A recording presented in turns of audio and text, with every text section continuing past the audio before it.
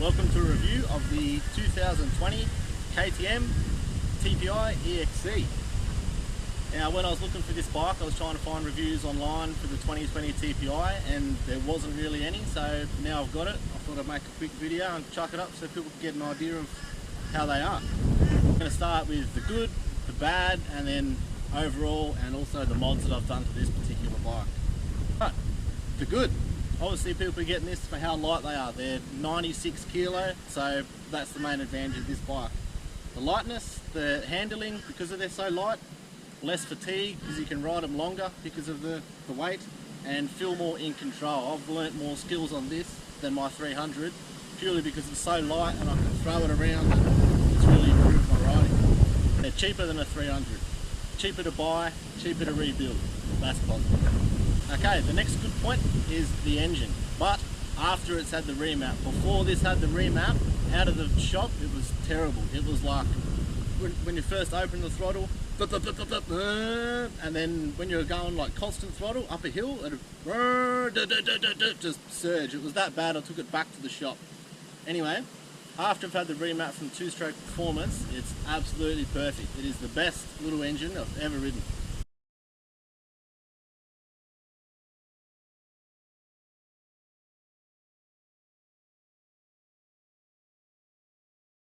After the remap from Two Stroke Performance, it comes with a send away ECU, and they remap the ECU, and also comes back with a head insert to insert in the head to give a bit more compression. After the remap, this thing is a dream to ride. It's so good. First opening the throttle, perfectly smooth all the way through the rev range. Comes on the pipe nice and smooth. It did have to adjust the power valve out till it was flush, and it gets on the power so smooth now. You think being a 150 that it's going to lack that bottom end grunt? Well, it's blown me away. After the head insert, it lugs in first and second gear through the hard stuff like you wouldn't believe, like a 150 shouldn't.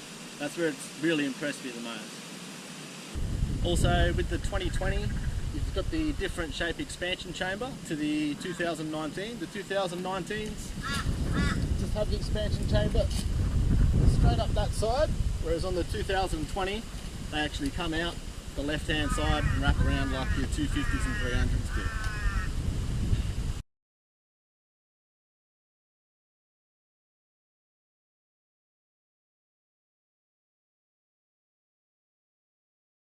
The new shape expansion chamber has increased the low end power and mid range power, and definitely noticeable compared to the 2019. On the 2020 I can ride the little enduro cross track here all in second, and on the 2019 TE 150 carby, that was all first gear, so big improvement there.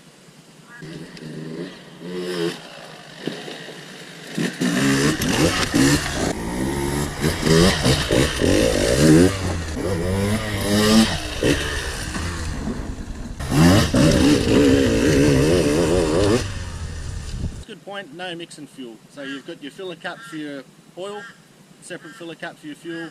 You get about 5 tanks of fuel to 1 tank of oil, so that's easy. The suspension, it's soft, it's quite soft. I've got this set up as hard as it can go and it's still quite soft, but for me it's predictable and I like it. Next positive on this bike is Kickstarter comes standard. I know some of the 300s, 250s, it's an aftermarket extra, so that's a tick in the box for this one. Okay, before the 2020 150, I had the Husqvarna TE 150 2019. That was the carby model. So comparisons to the Husky, no linkage to hook up on for your rear suspension, and so that's less maintenance as well. That's positive. And the other comparison compared to the Husky, it's orange, not white. Who makes a white dirt bike? Honestly, this thing's a dream to keep clean compared to the white Husky. I don't know what they're thinking making that white, but I was thinking white too. Okay, the next good point for the TPI 150 is you can register it and ride it on the road in Australia. My 19 Husky TE 150 wasn't through ADR, so you couldn't ride it on the road. That's the main reason I went to the 2020, so I can have it registered and scoot through towns when I need to, and then ride in the bush legally where you're allowed to with Rego. So that's the big thing that put me onto the 2020 from the 19. Right, the next good point There's no breather hoses from your carb hanging out the bottom, so when you go through a puddle, block your breathers, stall your engine out. Don't have that problem with the TPI. Next good point is the vibration. This thing is so smooth to ride, even compared to the newer KTM 300s with the counterbalancer. This thing is just so smooth in the bars. Okay, the bad. First up, the engine. Straight out of the showroom floor, this thing was chocking. It was missing, running just like crap. I took it back to the shop, they had a look at it. They agreed there was something wrong. They couldn't find what it was initially, then they rang me, told me they'd found it, said it was a spark plug, put a new plug in it. I rode it after the new plug and it was basically the same. So that's a big bad point for this bike. Straight off the showroom floor, the engine was terrible, and obviously being TPI, you can't tune it. But saying that, the ECU remap and the head insert from Two-Stroke Performance have absolutely transformed it. It's brilliant, and it needs that. If you're going to buy one of these, basically factor in the ECU remap and the head insert, because if you don't, it's not going to be very good. Okay, the next bad point, I think it's the same across all the KTMs. I keep breaking rear spokes. I broke them on my 19 Husky, I broke them on this rear spokes. I believe it's a weaker build of the nipples, so anyway. Another bad point of the 2020, because of the new expansion chamber shape, there's only one brand of exhaust guards for these. I think it's 280 euros or something, so I built my own. Well, what else can you do? The homemade exhaust guard. Okay, another bad point is the top speed. These things, they sit on about 80 quite happily in 6th gear, but if you want to push them faster than that, it's not the bike for that. It's not a desert racing bike. If you want to go desert racing, buy a 500. If you want to do some single trail and some hard enduro, get one of these.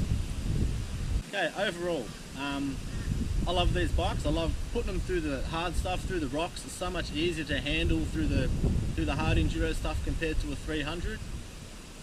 It's improved my riding in that way because I can handle it more, and I've learnt more skills on this by being able to throw it around than I had on the 300. Yes, I've owned a 300, so it's not like I haven't had one of them to compare. Alright, I'll finish it up there and leave you with some footage of me riding the bike. Cheers!